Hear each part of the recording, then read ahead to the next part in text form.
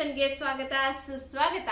ಹಾಗೇನೆ ನಮ್ಮ thank you YouTube ಚಾನಲ್ನ ಯಾರೆಲ್ಲ ಸಬ್ಸ್ಕ್ರೈಬ್ ಮಾಡ್ಕೊಂಡಿಲ್ಲ ಅವರೆಲ್ಲರೂ ಕೂಡ ಸಬ್ಸ್ಕ್ರೈಬ್ ಮಾಡ್ಕೊಳ್ಳಿ, ಫಾಲೋ ಮಾಡೋದನ್ನ ಖಂಡಿತ ಮರಿಬೇಡಿ.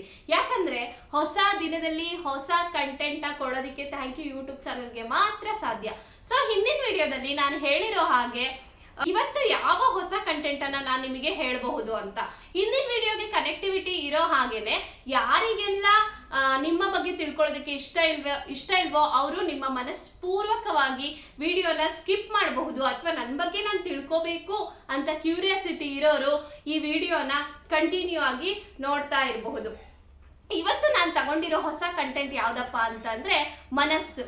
ಸೊ ಈ ಒಂದು ಮನಸ್ಸು ಬಹಳ ಮುಖ್ಯ ಆಗುತ್ತೆ ಯಾವುದೇ ಮನುಷ್ಯನಿಗೆ ಅವನ ಜೀವನದ ಪ್ರತಿಯೊಂದು ಹಂತದಲ್ಲಿ. ಅಂದ್ರೆ ಮನುಷ್ಯ ಹುಟ್ಟಿದಾಗಿನಿಂದ ಸಾಯುವವರೆಗೂ ಈ ಮನಸ್ಸು ಹೇಗೆ ಕಾರ್ಯನಿರ್ವಹಿಸುತ್ತೆ, ಮನಸ್ಸು ಅನ್ನೋದು ಯಾವಾಗ ಹುಟ್ಟಿತು, ಈವನ್ ಮನುಷ್ಯ ಅಥವಾ ಭ್ರೂಣ ತಾಯಿ ಗರ್ಭದಲ್ಲಿ ಇರುವಾಗೇನೆ ಮನಸ್ಸು ಹುಡ್ತಾ, ಅಥವಾ ಮನಸ್ಸು ಮಗುವಿಗೆ ಬುದ್ಧಿ ಬಂದಾಗಿಂದ ಮನಸ್ಸು ಅನ್ನೋದು ಚಾಲ್ತಿಗೆ ಬಂತ, ಅಥವಾ ಮನಸ್ಸು ನಮ್ಮನ್ನೆಲ್ಲ ಹಾಳು ಮಾಡ್ತಾ ಇರೋದು ಮನಸ್ಸನ್ನ ಎಷ್ಟು ಪರಿಪೂರ್ಣವಾಗಿ ನಾವೆಲ್ಲ ಅರ್ಥೈಸ್ಕೊಂಡಿದೀವಿ ಅಥವಾ ಅರ್ಥ ಮಾಡ್ಕೊಂಡಿದೀವಿ ಅನ್ನೋದನ್ನ ನಾನು ಈ ಒಂದು ಕಂಟೆಂಟ್ ಅಲ್ಲಿ ತಿಳಿಸ್ತಾ ಹೋಗ್ತೀನಿ. ಅದಕ್ಕಿಂತ ಮುಂಚೆ ಒಂದು ಸಾಲು ಹೀಗಿದೆ, ಏನಪ್ಪಾ ಅಂತ ಅಂದ್ರೆ ಮನಯೇವ ಮನುಷ್ಯಾಣ ಕಾರಣಂ ಬಂದ ಮೋಕ್ಷಯೋ ಎನ್ನುವುದು. ಇದು ಭಾರತೀಯ ತತ್ವಜ್ಞಾನದ ದ್ಯೋತಕದ ಒಂದು ಸಾಲಾಗಿದೆ. ಈ ಸಾಲನ್ನ ನಾನು ಯಾಕೆ ಇವತ್ತು ಈ ಕಂಟೆಂಟ್ ಅಲ್ಲಿ ತಗೊಂಡೆ ಅಂತ ಅಂದ್ರೆ, ಮನುಷ್ಯಂಗೆ ಬಂಧನ ಆಗಿರಬಹುದು ಅಥವಾ ಮೋಕ್ಷ ಆಗಿರಬಹುದು, ಇದೆರಡೂ ಕೂಡ ಪ್ರಾಪ್ತಿಯಾಗೋದಕ್ಕೆ ಮನಸ್ಸೇ ಮೂಲ ಕಾರಣ ಅಂತ ಹೇಳಿ ಈ ಒಂದು ಸಾಲಲ್ಲಿದೆ. ನಾವು ಹೀಗೂ ಯೋಚನೆ ಮಾಡಬಹುದು, ಪ್ರಪಂಚದಲ್ಲಿ 80% ಅಷ್ಟು ಜನ ಯಾಕೆ ನೆಗೆಟಿವ್ ಆಗಿ ಯೋಚನೆ ಮಾಡ್ತಾರೆ? ಮನಸ್ಸೇ ಮೂಲ ಕಾರಣ ಮನುಷ್ಯನನ್ನ ಹಾಳು ಮಾಡೋದಕ್ಕೆ, ಅಥವಾ ಮನಸ್ಸೇ ಮನುಷ್ಯನನ್ನ ಹಾಳು ಮಾಡ್ತಾ ಜೊತೆಗೆ ಅವನು ಗ್ರೋ ಆಗ್ದಲೇ ಬಿಡದೆ ಇರೋದಕ್ಕೆ ಮನಸ್ಸೇ ಮೂಲವಾಗಿ ಕಾರಣ ಅಂತಾನೆ ಯಾಕೆ ಯೋಚನೆ ಮಾಡ್ತೀವಿ? ಅಷ್ಟೇ ಅಲ್ಲದೆ ಹೀಗೂ ಯೋಚನೆ ಮಾಡಬಹುದು. ಹೇಗೆ ಅಂತ ಅಂದ್ರೆ, ಪ್ರಪಂಚದಲ್ಲಿ ಎಷ್ಟು ಕೋಟಿ ಜನ ಇದ್ದಾರೆ. ಸೊ ಅಷ್ಟು ಜನದಲ್ಲೂ ಕೆಲವೊಂದಷ್ಟು ಜನ ಮಾತ್ರ ಶ್ರೀಮಂತರಾಗಿದ್ದಾರೆ ಮತ್ತು ಕೆಲವೊಂದಷ್ಟು ಜನ ಮಾತ್ರ ಬಡವರಾಗಿ ಉಳಿದಿದ್ದಾರೆ. ಸೊ ಹಾಗೇನೆ ಇನ್ನೂ ಕೆಲವೊಂದಷ್ಟು ಜನ ಹೆಚ್ಚು ಕಾಲ ಅಂದ್ರೆ 100ಕ್ಕಿಂತ ಹೆಚ್ಚು ವರ್ಷಗಳ ಕಾಲ ಬದುಕ್ತಾ ಇದ್ದಾರೆ. ಇನ್ನು ಕೆಲವೊಂದಷ್ಟು ಜನ ಏನ್ ಮಾಡ್ತಾ ಇದ್ದಾರೆ ಅಂತಂದ್ರೆ ಬರೀ ಕಡಿಮೆ ಅಂದ್ರೆ 20 ವರ್ಷ 30 ವರ್ಷ 40 ವರ್ಷ ಸೊ ಈ ಏಜ್ ಅಲ್ಲಿನೇ ಅವರ ಪ್ರಾಣವನ್ನ ಕಳ್ಕೊತಾ ಇದ್ದಾರೆ. ಅಂದ್ರೆ ಈವನ್ ಅದು ಅನಾರೋಗ್ಯದಿಂದ ಇರಬಹುದು, ಅಥವಾ ಆತ್ಮಹತ್ಯೆಯಿಂದ ಇರಬಹುದು, ಅಥವಾ ಕೆಲವೊಂದು ಬೇರೆ ಬೇರೆ ಇಶ್ಯೂಸ್ ಇಂದ ಇರ್ಬೋದು. ಸೊ ಇದರಿಂದ ಮನುಷ್ಯರು ಅವರ ಪ್ರಾಣವನ್ನ ತ್ಯಜಿಸ್ತಾ ಇದ್ದಾರೆ. ಸೊ ಈ ಎರಡು ಒಂದು ಸಿಚುವೇಶನ್ ನಾವು ಕಂಟೆಂಟ್ ಆಗಿ ಇಟ್ಕೊಂಡ್ರೆ ಮನಸ್ಸು ಇದರಲ್ಲಿ ಹೇಗೆ ಕಾರಣೀಭೂತ ಆಗಿರುತ್ತೆ. ಅಷ್ಟೇ ಅಲ್ಲದೆ ನಾನು ಮುಂಚೆನೆ ಹೇಳಿದೆ, 80% ಅಷ್ಟು ಜನ ಮನಸ್ಸು ಸರಿ ಇಲ್ಲ ಅನ್ನೋದ್ರ ಬಗ್ಗೆ ಯೋಚನೆ ಮಾಡ್ತಿದ್ದೇವೆ ವಿನಃ ಸೊ ಮನಸ್ಸು ಸರಿ ಇದೆ ಅನ್ನೋದಕ್ಕೆ ಎಷ್ಟು ಕಾರಣ ಇದೆ ಅನ್ನೋದ್ರ ಬಗ್ಗೆ ನಾವು ಯಾರು ಕೂಡ ಯೋಚನೆ ಮಾಡ್ತಾ ಇಲ್ಲ. ಯಾಕಪ್ಪ ಅಂತಂದ್ರೆ, ಇಫ್ ನೀವು ಇಮ್ಯಾಜಿನ್ ಮಾಡಿ, ನಿಮ್ಮ ಸುತ್ತ ಅಂದ್ರೆ ನೀವು ಎಲ್ಲೋ ಒಂದ್ ಕಡೆ ಯಾವುದೋ ಒಂದು ಫೀಲ್ಡ್ ಅಲ್ಲಿ ನಿಂತ್ಕೊಂಡು ಸ್ಟೇಜ್ ಮೇಲೆ ಇದ್ದೀರಾ. ಸ್ಟೇಜ್ ಮೇಲೆ ಇದ್ದಾಗ ನಿಮ್ ಸುತ್ತ ಒಂದು 100 ಜನ ಇದ್ದಾರೆ. 100 ಜನ ಏನ್ ಮಾಡ್ತಾ ಇದ್ದಾರೆ ಅಂದ್ರೆ ಕಂಟಿನ್ಯೂಸ್ ಆಗಿ ಹೇಳ್ತಾ ಇದ್ದಾರೆ, you can't do it, you can't do it, you can't do it, you can't do it ಅಂತ. ಸೊ ಆದ್ರೂ ಕೂಡ ಅಲ್ಲಿ ನಮ್ಮ ಮನಸ್ಥಿತಿ ಹೇಗಿರ್ಬೇಕು, ಅಥವಾ ಆ ಸಿಚುಯೇಷನ್ ಅಲ್ಲಿ ಇದ್ದಾಗ ನಮ್ಮ ಮನಸ್ಥಿತಿ ಯಾವ ರೀತಿಯಾಗಿ ಓಡಾಡ್ತಾ ಇರುತ್ತೆ ಅನ್ನೋದನ್ನ ಡಿಸೈಡ್ ಮಾಡೋದಿಕ್ಕೆ ನಾವು ಮಾತ್ರ ಸಾಧ್ಯ.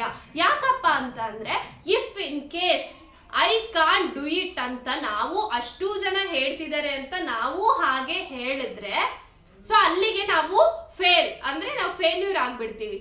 ಇಫ್ ಇನ್ ಕೇಸ್ ನಾವು ಅವರಷ್ಟು ಜನ 100 ಜನ ನಮ್ಮ ಸುತ್ತ ನಿಂತ್ಕೊಂಡು you can't do it, you can't do it ಅಂತ ಅಂದಾಗ ಸೊ ನಾವು ನಮ್ಮ ಮನಸ್ಸಲ್ಲಿ ಐ ಕ್ಯಾನ್ ಡೂ ಇಟ್ ಅಂತ ಅನ್ಕೊಂಡ್ರೆ ಸೊ ಅವರಷ್ಟು ಜನದ ಮುಂದೆ ಐ ಕ್ಯಾನ್ ಡೂ ಇಟ್ ಅಂತ ಯಾವುದೇ ಹೆದರಿಕೆ ಇಲ್ದಲೆ ನಿಂತು ಹೇಳಬಹುದು. ಸೊ ಇಷ್ಟು ನಮ್ಮ ಮನಸ್ಸು ನಮ್ಮಲ್ಲಿ ಕಾರ್ಯನ ನಿರ್ವಹಿಸ್ತಾ ಇದೆ. ಸೊ ಇದೊಂದು ಭಾಗ ಆದ್ರೆ, ಮನಸ್ಸು ಮತ್ತೆ ಮೆದುಳು ಬೇರೆ ಬೇರೆನಾ ಅಥವಾ ಎರಡು ಒಂದೇನಾ? ಮನಸ್ಸು ಮತ್ತೆ ಮೆದುಳು ಏನಿದೆ, ಇದು ಒಂದು ನಾಣ್ಯದ 2 ಮುಖಗಳಿದ್ದಂತೆ. ಯಾಕಪ್ಪ ಅಂತ ಅಂದ್ರೆ, ಯೋಚನೆ ಮಾಡಿ, ನಾವು 100 ವರ್ಷದ ಕಿಂತ ಹೆಚ್ಚು ಬದುಕ್ತೀವಿ ಅಂತ ಹೇಳಿ ಅನ್ಕೋತಾ ಅದಕ್ಕೆ ಏನೇನ್ ಬೇಕೋ ಅದರ ಸಿದ್ಧತೆನ ಮಾಡ್ಕೊಳ್ತಾ, ಫಾರ್ ಎಕ್ಸಾಂಪಲ್ ಮೆಡಿಟೇಷನ್ ಇರ್ಬೋದು, ಎಕ್ಸಸೈಸ್ ಇರ್ಬೋದು, ಒಳ್ಳೆ ಫುಡ್ ಕನ್ಸ್ಯೂಮ್ ಮಾಡೋದಿರಬಹುದು, ಅಥವಾ ನಮ್ಮ ಆರೋಗ್ಯಕ್ಕೆ ಏನೇನೆಲ್ಲ ಬೇಕು ಅದನ್ನೆಲ್ಲ ಬಳಸ್ಕೋತಾ ಇದ್ರೆ ಸೊ ನಾವು 100 ವರ್ಷಕ್ಕಿಂತ ಹೆಚ್ಚು, ಜೊತೆಗೆ ಪಾಸಿಟಿವ್ ಮೈಂಡ್ ಸೆಟ್ ಇದೆಲ್ಲ ಇದ್ದಾಗ ನಾವು 100 ವರ್ಷಕ್ಕಿಂತ ಹೆಚ್ಚು ಕಾಲ ಬದುಕಬಹುದು. ಇಫ್ ಇನ್ ಕೇಸ್ ಬಿಡೋ ಜೀವನ ಇರೋದು ಒಂದೇ, ನಾವು ಹುಟ್ಟಿರೋದೇ ತಿನ್ನಕ್ಕೆ ಅಥವಾ ಇರೋ ಜೀವನದಲ್ಲಿ ಫುಲ್ ಎಂಜಾಯ್ ಮಾಡ್ಕೊಂಡು ಇರಬೇಕು ಅಂತ ಅಂದ್ರೆ ನಿಜವಾಗ್ಲೂ ಕೂಡ ನಾವು ಅನಾರೋಗ್ಯದಿಂದ ಬೇಗ ಸಾಯಬಹುದು. ಸೊ ಇದು ಕೂಡ ಡಿಸೈಡ್ ಆಗೋದು ನಮ್ಮ ಒಂದು ಮೈಂಡ್ ಸೆಟ್ ಅಥವಾ ನಮ್ಮ ಒಂದು ಮನಸ್ಸಿನ ಮೇಲೆ. ನಾನು ಈಗಾಗಲೇ ಹೇಳಿದೆ, ಮನಸ್ಸು ಮತ್ತೆ ಮೆದುಳು ಒಂದು ನಾಣ್ಯದ 2 ಮುಖಗಳಿದ್ದಂತೆ ಅಂತ. ಸೊ ಮನಸ್ಸಿನ ಬೇರೆ ಬೇರೆ ಕಾರ್ಯಗಳನ್ನ ಅಂದ್ರೆ ಎಮೋಷನ್ಸ್ ನ ಬ್ಯಾಲೆನ್ಸ್ ಮಾಡೋದಿರಬಹುದು, ಅಥವಾ ಟೈಮ್ ಮ್ಯಾನೇಜ್ಮೆಂಟ್ ಮಾಡೋದಿರಬಹುದು, ರಿಲೇಶನ್ಶಿಪ್ ಮ್ಯಾನೇಜ್ಮೆಂಟ್ ಮಾಡೋದಿರಬಹುದು.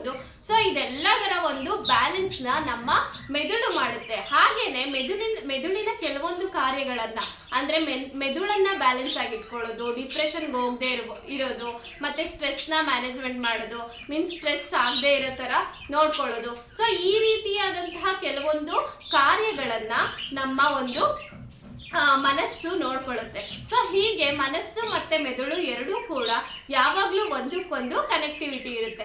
ನಾವೆಲ್ಲರೂ ಕೇಳಿಸ್ಕೊಂಡಿರ್ತೀವಿ ಏನಪ್ಪಾ ಅಂತ ಅಂದ್ರೆ sound body in a sound mind ಅಂತ ಹೇಳ್ಬಿಟ್ಟು, ಅಥವಾ sound mind in a sound body ಅಂತ.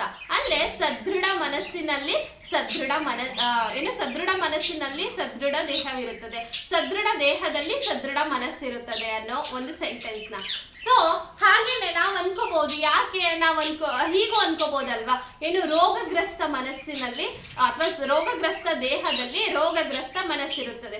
ಸೊ ಯಾರಲ್ಲಿ ನೆಗೆಟಿವ್ ಆಲೋಚನೆಗಳಿರಬಹುದು, ನೆಗೆಟಿವ್ ಥಿಂಕಿಂಗ್ ಇರಬಹುದು, ಅಥವಾ ಬ್ಯಾಡ್ ಅಂದ್ರೆ ಬ್ಯಾಡ್ ಹ್ಯಾಬಿಟ್ಸ್ ಇರಬಹುದು. ಸೊ ಈ ರೀತಿಯಾದಂತಹ ಅಭ್ಯಾಸ ಯಾರಲ್ಲಿರುತ್ತೋ ಸೊ ಅವರಲ್ಲಿ ಒಂದು ನೆಗೆಟಿವ್ ಮನಸ್ಸು ಕೂಡ ಇರುತ್ತೆ.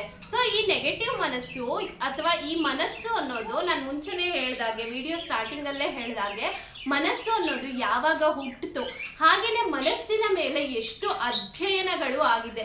ಯಾಕೆ ಕೆಲವರು ಮಾತ್ರ ಶ್ರೀಮಂತರಾಗಿರ್ತಾರೆ, ನಾವು ಯಾಕೆ ಶ್ರೀಮಂತರಾಗೋದಕ್ಕೆ ಸಾಧ್ಯ ಇಲ್ಲ. ಸೊ ಹಾಗೇನೆ ಮನಸ್ಸು ಅನ್ನೋದು ಎಲ್ಲಿಯವರೆಗೂ ನಾವು ಮನಸ್ಸನ್ನ ತಗೊಂಡೋಗ್ಬೋದು, ಅಥವಾ ಎಲ್ಲಿಯವರೆಗೂ ಮನಸ್ಸನ್ನ ರೀಚ್ ಮಾಡಿಸ್ಬೋದು, ಮನಸ್ಸನ್ನ ಇಟ್ಕೊಂಡು ನಾವೆಲ್ಲ ಏನೇನ್ ಮಾಡೋದಿಕ್ಕೆ ಸಾಧ್ಯ. ಸೊ ನಮಗೆ ಮನಸ್ಸು ಹೇಗೆ ಹೆಲ್ಪ್ಫುಲ್ ಅನ್ನೋದನ್ನ ನೋಡ್ಬೇಕು ಅಥವಾ ಕೇಳಿಸ್ಕೋಬೇಕು, ತಿಳ್ಕೋಬೇಕು ಅಂತಂದ್ರೆ ಸೊ ಈ ಎಪಿಸೋಡ್ ಹೀಗೆ ಕಂಟಿನ್ಯೂ ಆಗ್ತಾ ಹೋಗುತ್ತೆ. ನೀವೆಲ್ಲರೂ ಕೂಡ ಈ ವಿಡಿಯೋವನ್ನ ಅಥವಾ ಇದ್ರ ಬಗ್ಗೆ ತಿಳ್ಕೋಬೇಕು ಅಂತಂದ್ರೆ ನನ್ನ ಒಂದು ಥ್ಯಾಂಕ್ ಯು ಯೂಟ್ಯೂಬ್ ಚಾನಲ್ನ ಈಗಲೇ ಸಬ್ಸ್ಕ್ರೈಬ್ ಮಾಡ್ಕೊಳ್ಳಿ. ಮುಂದಿನ ವಿಡಿಯೋಗಾಗಿ ಕಾಯ್ತಾ ಇರಿ. ನಾನು ಮೇಘ, ಎಲ್ರಿಗೂ ಧನ್ಯವಾದಗಳು.